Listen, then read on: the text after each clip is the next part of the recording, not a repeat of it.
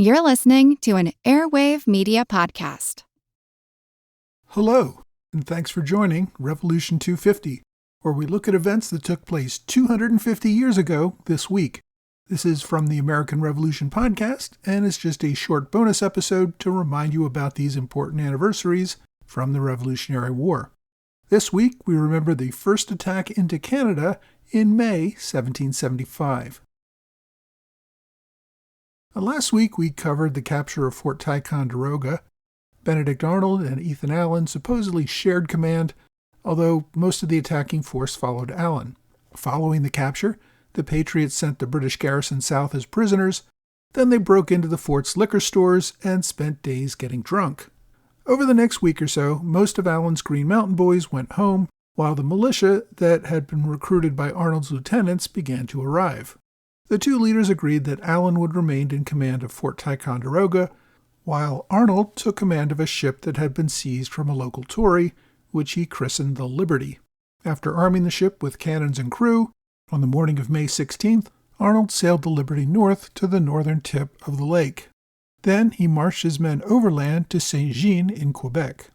On the morning of the 18th, Arnold's men surprised the 15-man garrison at the British outpost at Saint-Jean, capturing them all without any loss of life. They then rushed the shipyard, surprising the 7-man crew of the warship the George. Arnold renamed the George the Enterprise and transferred his command to that larger ship, leaving the Liberty with a subordinate.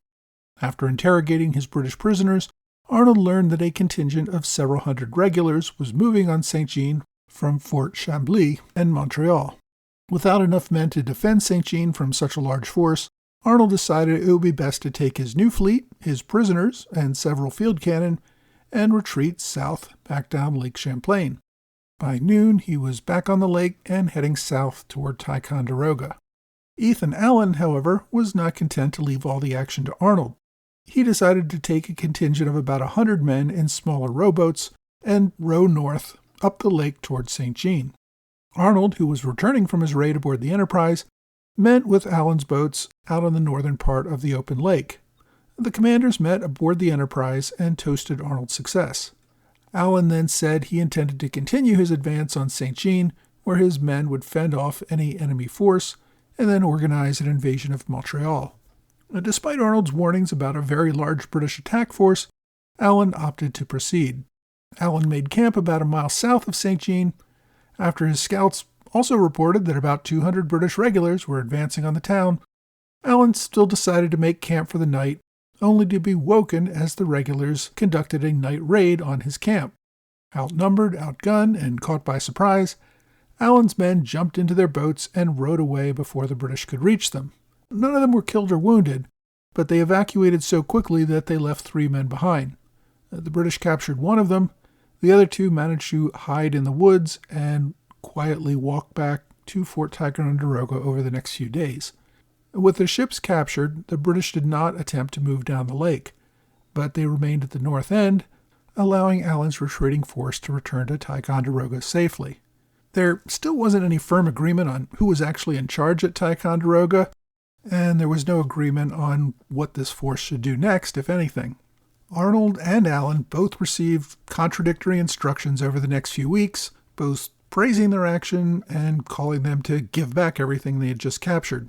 Some moderates wanted everything returned to the British, others wanted it turned over to New York. They also fought over whether Arnold, Allen, or some other officer should be in command of this whole situation.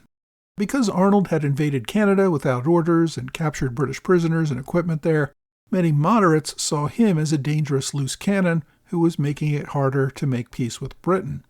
The fact that Arnold had pretty much ticked off all the other officers on the scene, and they made reports that belittled, ignored, or condemned Arnold's actions, civilian leaders in Congress and New England began to develop a poor opinion of this officer. Because Massachusetts was focused on the siege of Boston, Connecticut sent 1,000 troops to Ticonderoga under the command of Colonel Benjamin Hinman. Massachusetts learned this and sent Arnold orders to turn over command of Ticonderoga to Hinman. That order seemed to cause only more confusion, because Arnold was really not in control of Ticonderoga. He had left that to Allen. He was commanding a fleet on Lake Champlain. So Arnold chose to interpret the order as meaning that Hinman was in charge of the fort, but Arnold continued to be commander of the Lake Champlain region. About a week later, Colonel Hinman came to Crown Point to meet Arnold. Hinman demanded that Arnold turn over command, but Arnold refused, saying Hinman had nothing that authorized the Connecticut colonel to take away this command from a Massachusetts colonel. Arnold also refused to recognize Allen's authority and essentially told him to get lost.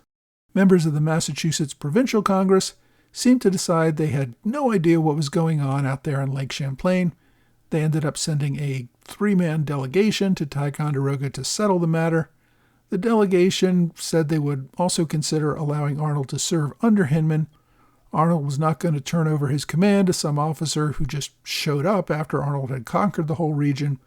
Instead, he opted to resign his commission and simply leave. He would eventually find a new command serving under the newly appointed Continental General Philip Schuyler. I hope you've enjoyed this Revolution 250 moment. For more on the story, check out episode 60 of the American Revolution podcast.